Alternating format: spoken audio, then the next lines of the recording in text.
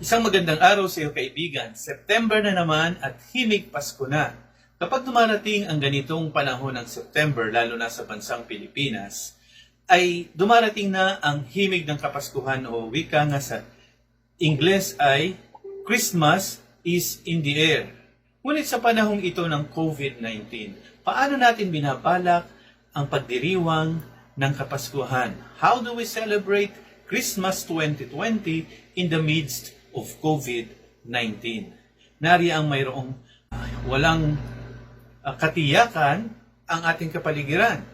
Ang mga pagtanggap ng bisita ay limitado at ganun din ang ating paglabas at marami pang ibang alalahanin. Naanyayahan sana kita kaibigan sa 10 minutong pag-aaral na ito ng salita ng Diyos na may pinamagatang How to Celebrate Christmas 2020 in the midst of COVID-19.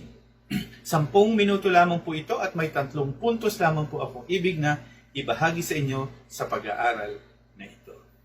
Unang puntos po. Celebrate the power of Jesus Christ in the midst of COVID-19 pandemic.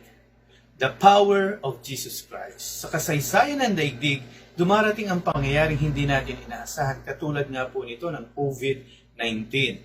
Ngunit sinasabi sa Luke 21:11, magkakaroon ng malalakas na lindol at sa iba't ibang dako ay magkakagutom at magkakasalot at magkakaroon ng mga bagay na kakilabot. Diyan po natin nakikita ang mga pangyayaring ito. Kung susuriin natin mula sa salita ng Diyos, ang mga pangyayaring katulad nito ay naguugat sa pagsuway ng tao sa banal na kalooban ng Diyos. Ang tao ay nagpupumilit na mamuhay sang-ayon sa kanyang sariling kagustuhan. People are living according to their own will, to their sinful nature.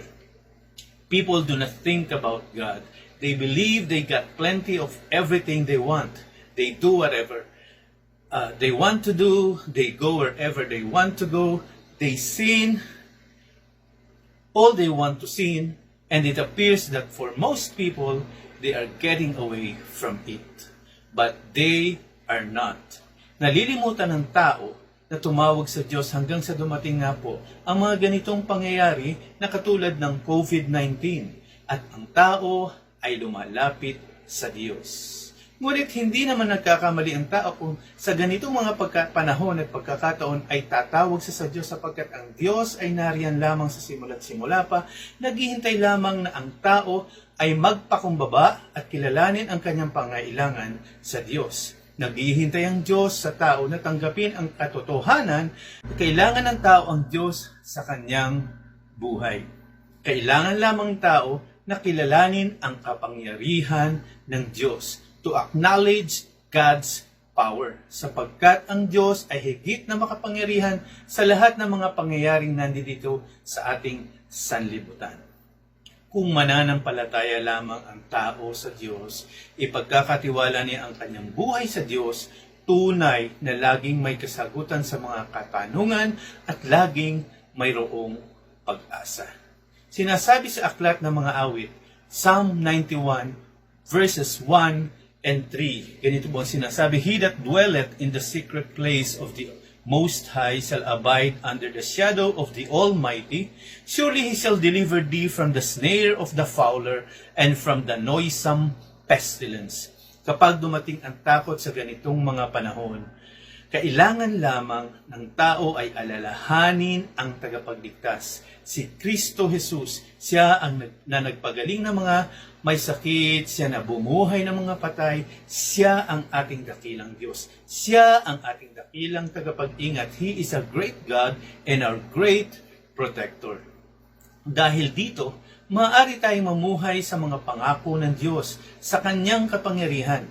God is most powerful, and let us live in the promises of God. I wish that we could all celebrate in the power of Jesus Christ in the midst of this COVID-19. Ikalawang punto po, celebrate the presence of Jesus Christ in the midst of COVID-19 and beyond. Year after year, people who say they are Christians celebrate Christmas. Hindi po ba? tulad mo at tulad ko, tayo'y umaasa na maipagdiwang ang Kapaskuhang ito na wala na ang COVID-19. Ngunit may pag-asa ba ang ganitong tanawin? Christmas 2020 without COVID-19? Tanging Diyos lamang ang nakaalam. Ang tangi lamang nating magagawa ay manalangin at umasa ng awa at biyaya ng Diyos at kung ano ang kanyang banal na kalooban. Nakalulungkot lamang isipin, kaibigan, na sa mga nakalipas na panahon, lalo na sa panahon ng modernisasyon, ay nabago na rin ang kahulugan ng pagdiriwang ng Kapaskuhan. Ang simpleng mensahe ng Biblia na si Kristo ay nanaog mula sa langit, Diyos na nagkatawang tao, napako sa krus, namatay, inilibing at nabuhay na maguli, ay napalitan na ng iba't ibang uri ng mga pagdiriwang. Hindi maaaring may daos ang Pasko ng walang Christmas party, walang mga decorations, social gatherings, a new pair of shoes, bagong damit, lahat ng mga bagay na bago ay kailangan mayroon sa Kapaskuhan at marami pang iba't ibang uri ng mga pagdiriwang. Hindi maaaring sa ganitong mga Kapaskuhan. But Christmas should be a time to celebrate the birth of Jesus Christ.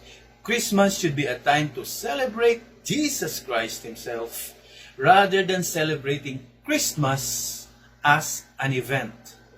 Ang kasaysayan ni Jesus ay isang tungkol sa katotohanan, tungkol sa pag-ibig ng Diyos, tungkol sa pag-asa, na naghahatid ng kaligtasan sa sangkatauhan. Kung walang kapanganakan ni Kristo Jesus, walang pag-asa ng buhay na walang hanggan para sa sangkatauhan. Ang sabi sa John 3:16, "For God so loved the world that He gave His only begotten Son, that whosoever believeth in Him should not perish, but have everlasting life." Kaibigan, isinuko mo na ba ang iyong buhay sa Panginoong Jesus? Have you experienced the real presence of Jesus Christ in your life? Siya ba ang hari ng iyong buhay o ang sarili mo pa rin ang naghahari sa iyong buhay? Ang sarili mo pa rin ang nasusunod sa iyong buhay? Alalahanin natin na dahil sa ang tao ay likas na makasalanan, siya ay mapapahamak at mayroong kaparusahan. Ito po ang sabi sa Romans 3:23. Sapagkat ang lahat ay nangagkasala nga at hindi nangakaabot sa kaluwalhatian ng Diyos. At dahil dito ang tao ay may kapahamakan, kamatayang pagkawalay sa Diyos. Ang sabi sa Romans 6:23a, "For the wages of sin is death." At ang sabi po sa Revelations 21:8, ito ang tinatawag na lake of fire or second death. Ito po ang kaparusahan sa kasalanan ng tao. Ngunit sinabi rin sa Romans 6:23 na mayroong pag-asa. The wages of sin is death, but the gift of God is eternal life through Jesus Christ our Lord. Dearly beloved, alin ba ang mahalaga sa atin ang mamuhay sa sanlibutan ito na pansamantala lamang o magkaroon tayo ng buhay na walang hanggan sa langit sa piling ng Diyos? Nasa iyo ang desisyon na mamuhay na walang kaligtasan sa pansamantalang buhay na ito sa sanlibutan o mamuhay ng may pag-asa na isang araw kapag minarapat ng Diyos na kunin na ang pisikal mong buhay ay magkakaroon ka ng ang iyong kaluluwa ay mapupunta doon sa lugar na tinatawag na kalangitan at magkakaroon ka ng buhay na walang hanggan. Opo, yan po ang pangako ng Panginoon.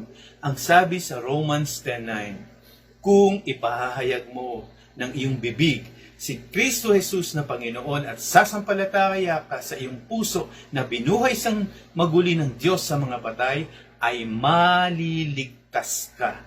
Maliligtas ka. Yan po ang pangako ng Diyos. Kung nais mo, kaibigan, maaari kang maligtas. Kung nais mo na tanggapin si Kristo at isuko ang iyong buhay sa Kanya at tanggapin ang alok ng buhay na walang hanggan, ay inaanyayahan kita sa isang pananalangin sa Panginoon. Pangungunahan kita sa pananalangin at maaari kang sumunod. Ngunit alalahanin na ang Panginoon ay nakatingin sa puso ng nananalangin. I will only lead you in prayer, but God will listen to your heart according to the sincerity of your heart. Tayo'y manalangin, maaari ka nang sumunod sa panalangin. Panginoong Jesus, inaamin ko ang iyong sinabi sa banal na aklat na ako ay makasalanan at ikaw ay napako sa krus at namatay alang-alang sa kapatawaran ng aking kasalanan. Isinusuko ko sa iyo ang aking kasalanan, Panginoong Jesus, at tinatanggap kita bilang Panginoon at tagapagligtas ng aking buhay. Salamat po sa kapatawaran na kaloob mo, sa kaligtasan at sa buhay na walang hanggan. Amen. Kaibigan, kung tunay kang sumunod sa panalangin, ng taos sa puso ay narinig ng Diyos ang iyong panalangin. At ngayong isinuko mo na iyong buhay sa Kanya, si Kristo ay nasa iyo ng puso at sa iyong buhay at maaari mo nang angkinin ang Kanyang pangako ng buhay na walang hanggan. You can now celebrate the presence of Jesus Christ in your life, even in the midst of this COVID-19. Ikatlong punto po, celebrate the peace of Jesus Christ in the midst of COVID-19 and all throughout your life. Sa panahon ng COVID-19, maaaring mayroong takot, maaaring mayroong pangamba, nandiyan ang pag-aalala, pag-iisip sa kinabukasan, at marami pang iba na walang kawalan ng katiyakan. But if we have the salvation of Jesus Christ and the faith to be assured of that salvation, we should rest in the very peace of the Lord Jesus Christ. No fears, no more anxieties. Kahit sa pisikal na buhay na ito na walang katiyakan sa gitna ng COVID-19 o ano pa mang mga banta na sa ating pinakamamahal na pisikal na buhay. This earthly life that we so dearly love ay mayroon dakilang pangako si Jesus na buhay na walang hanggan na maaari nating angkinin. Ang sabi sa John 10:28, at sila'y binibigyan ko ng walang hanggang buhay at kailanmay hindi sila malilipol at hindi sila aagawin ng sinuman sa aking kamay. Iyan po ang pangako ng ating Panginoon. Ngayong Kapaskuhan, sa gitna ng COVID-19, huwag tayong pagapit sa dala ng panahon. Let us celebrate Jesus Christ, our Savior, rather than celebrating Christmas bilang isang okasyon. Let us live our lives in the power of God. Let us live our lives in the presence of God.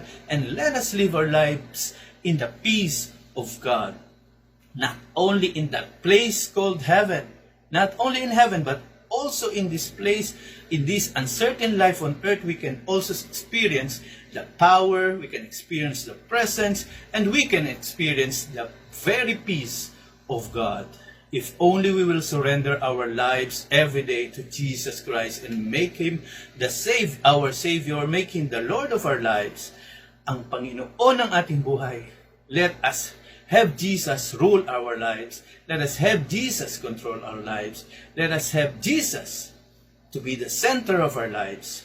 Ngayong Kapaskuhan at sa mga darating panahon, ating ipagdiwang si Jesus ang tagapagligtas sa halip na ipinagdiriwang natin ang Kapaskuhan, Christmas bilang isang okasyon. May COVID-19 man o wala, ipagdiwang sana natin ang Kapaskuhan. Ang kakadahilanan ng Kapaskuhan, si Kristo Jesus ang tagapagligtas. Let us celebrate Jesus in the midst of COVID-19. Salamat po sa inyong pagsubaybay. Nawa ay napagpala po kayo sa ating pag-aaral. Sa Diyos po ang lahat ng papuri. To God be the glory. Glory to God. Glory to God.